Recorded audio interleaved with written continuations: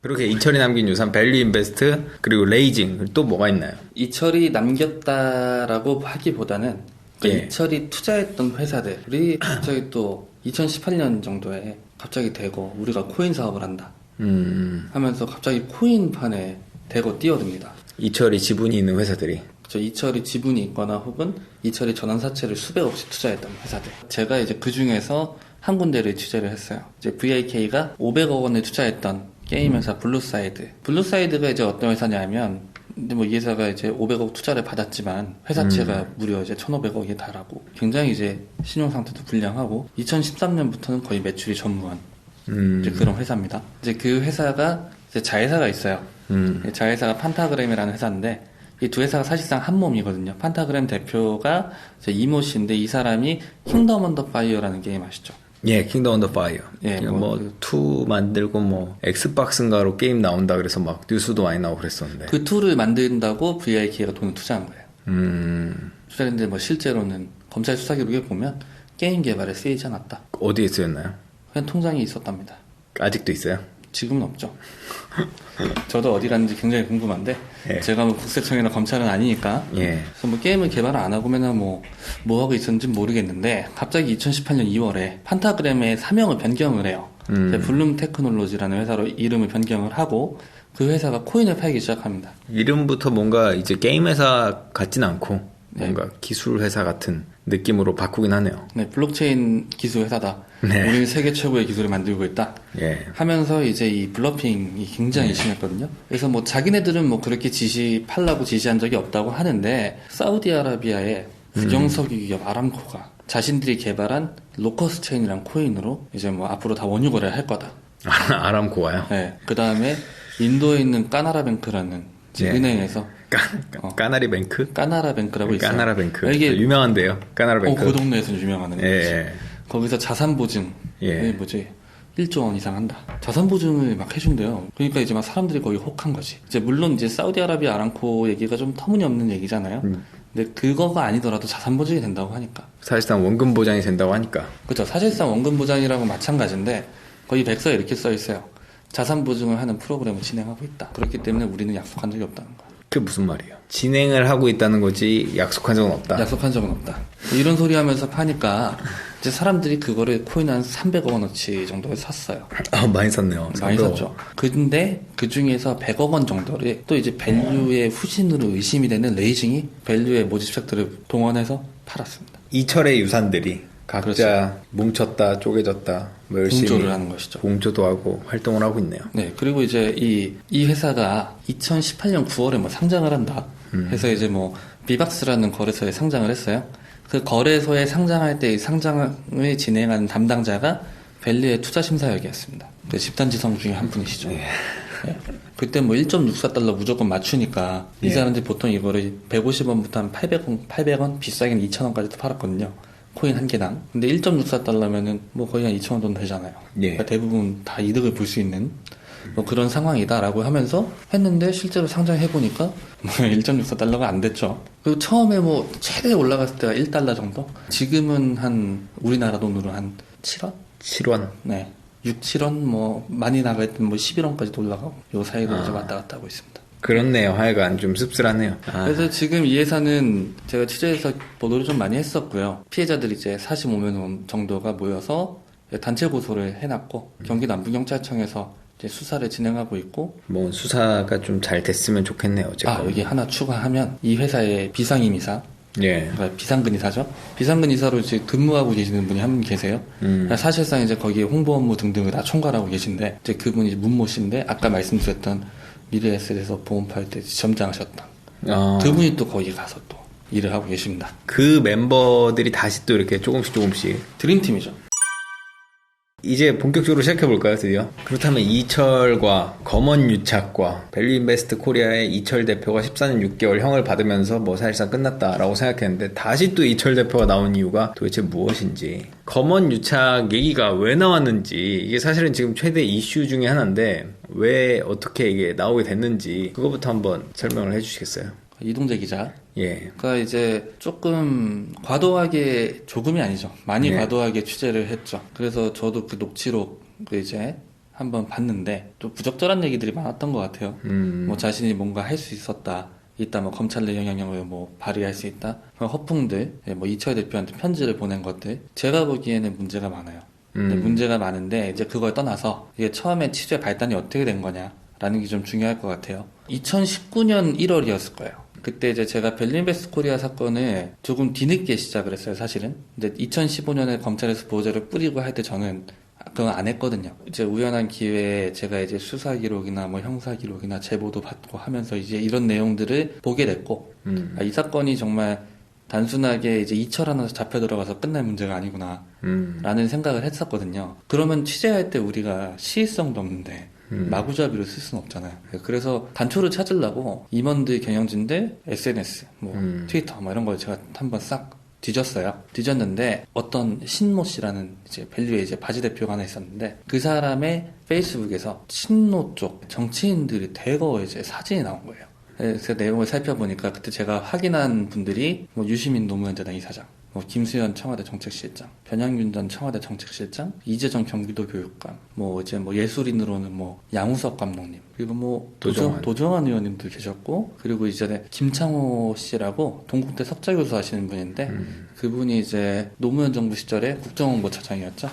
이런 라인업이 화려하네요. 그 밸류 인베스트 코리아의 바지 사장 페이스북에서 왜 그 사람들이 나오나요? 이제 뭐냐면은 밸류가 한 달에 한 번씩 유명한 사람들, 정치인들을 이제 불러놓고 특강을 하는 거예요. 모집하시는 모집자들 대상으로 해서 이제 이런 걸 보여주고 우리가 이만큼 힘 있는 회사다라는 걸 보여줬다 자부심을 갖고 집단지성의 힘으로 열심히 하실 거 아닙니까? 네, 그래서 그분들 모아놓고 이제 열심히 이제 강연을 하는데 그분들이 뭐 투자 강연을 한 건 아니에요. 그래서 이걸 취재를 하다가 이제 어떤 게 특이했냐 하면 사실 뭐 강연 한 번 가는 거 그런 거 별로 신경 안 쓰고 가시는 분들 많잖아요. 그렇죠. 뭐 실수다.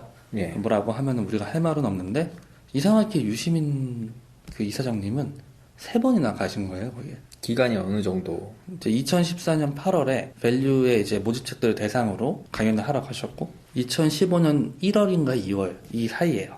신라젠이 이제 연구센터 개소식할 때 이철 대표와 함께 이제 거기서 영상이 찍혔죠. 그리고 이제 뭐 거기서 신라젠에 대해서 뭐 축사도 하시고 덕담도 하시고 그 다음에 2015년 6월에는 이제 유시민 이사장님 팬클럽이 있어요. 아시나요? 유시민 광장이라고. 처음 듣습니다. 네, 이게 유가 이제 영어 유예요. 저는 처음에 시민광장인 줄 알고 무슨 시민단체인 줄 알았는데 앞에가 영어 유야. 유시민광장. 네, 거기서 밸류의 대강당을 빌려갖고 거기서 유시민 씨가 특강을 합니다. 왜 하필 밸류의 대강당을 빌렸을까요? 그래서 저도 이제 이거는 그냥 일반인 대상인가? 라고 생각을 했는데 이게 이제 분명히 겉에 포스터는 일반인 대상으로 나와 있거든요. 근데 밸류가 사보가 있었어요. 밸류의 사보의 포스터를 보면은 투자자들 상대 그리고 모집하시는 임직원들과 이제 투자하신 분들을 상대로 해서 글쓰기 특강을 또 하셨어요.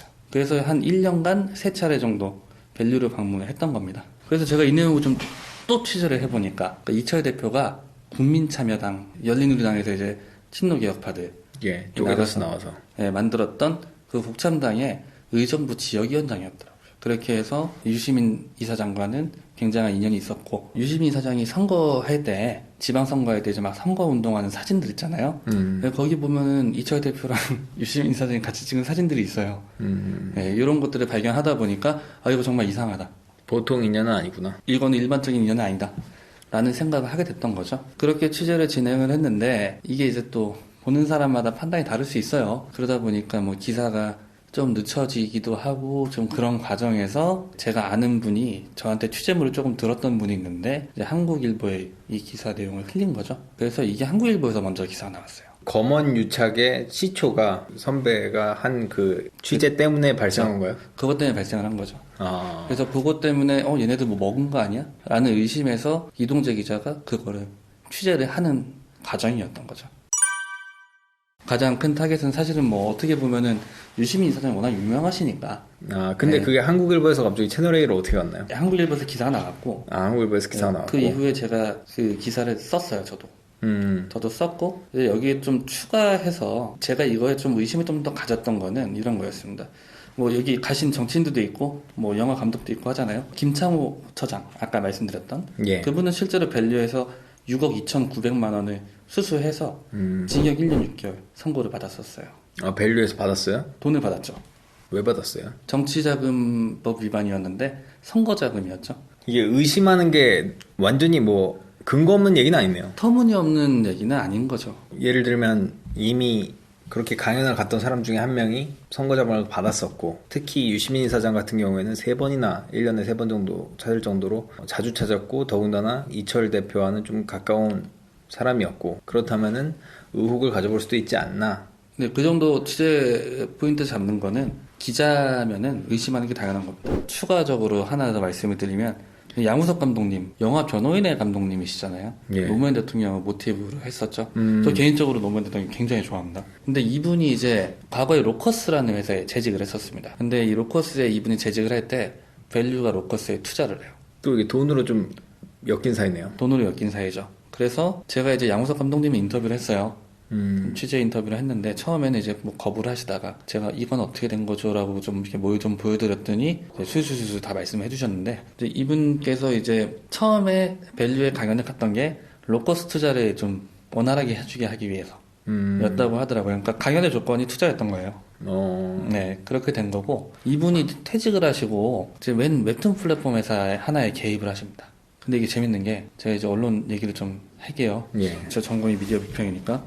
한겨레하고 벨린베스트 코리아가 합작을 한 거예요. 그래서 롤링스토리라는 웹툰 회사를 만들어요. 네, 그래서 1대주주는 한겨레, 2대주주는 벨린베스트 코리아입니다. 네, 그 웹툰 회사의 사내이사를 잠깐 하셨던 분이 또 양우석 감독이에요. 이 회사 얘기는 나중에 기회가 있으면 또 해드릴게요. 아니 근데 왜 이렇게 이 정도 되면은 의심을 안 할 수는 없겠네요. 네, 여기- 터무니없는 취재는 아니네. 그렇죠. 터무니없는 취재는 아니죠. 근데 아마 이동재 기자는 이건 몰랐을 것 같아요. 네, 그분의 행동은 좀 터무니없는 면이 있지만, 그건 심각하죠. 예. 문제가 심각한 겁니다. 저는 그 얘기를 이미 2019년 5월에 유시민 이사장한테 제가 물어봤어요. 근데 진짜 공손하게 물어봤거든요. 전화를 안 받는 거예요. 그래서 문자를 했어요. 아주 정중하게 했네요. 안녕하세요. 전혁수 기자라고 합니다. 한 가지 여쭙고 싶은 게 있어서 전화드렸습니다. 그러니까 유시민 이사장께서 문자로 주시면 안 될까요? 라고 하니까 전혁수 기자가, 사실 제가 밸류인베스트 코리아를 취재하고 있는데 사진이 몇 장 나왔다. 저도 조심스럽다. 통화를 요청드리고 싶다라고 해서 유시민 사장이 거기 강연 초대받고 강연한 적은 있습니다. 대표가 옛날 정당 활동 함께 한 적 있어서요. 대학병원 행사에서 만난 적도 있고요. 그때 사진들이 있을 겁니다. 라고 하니까 이제 전 기자가 대학병원 행사에서 이철 대표와 신라젠 문훈상 회장과 작가님께서 대화를 나누시는 영상을 봤습니다. 이때는 작가였죠. 그쵸, 작가라고 주장하셨죠. 예, 밸류가 신라젠에 투자를 했는데 이런 내용은 혹시 알고 계셨나요? 라고 하자 이제 유시민 사장이, 네, 그 행사가 제 기억엔 경북대학교 병원하고 신라젠이 연구센터를 만드는 이벤트였던 것 같은데요. 이철 대표는 신라젠 투자자로 그 자리에 왔고 저는 그 병원하고 개인적 인연이 있고 해서 참석했지요. 근데 이게 거짓말입니다. 나중에 해명을 새로 했잖아요. 예. 일단 뭐 경북대학교는 아니고 이건 뭐 헷갈릴 수 있어. 근데 이게 부산대학교죠. 부산대학교고 자기는 병원과 개인적 인연이 있다고 했잖아요. 근데 나중에 한국일보 인터뷰에서 이철 대표와 경당 활동을 함께 하고 해서 자기가 갔다.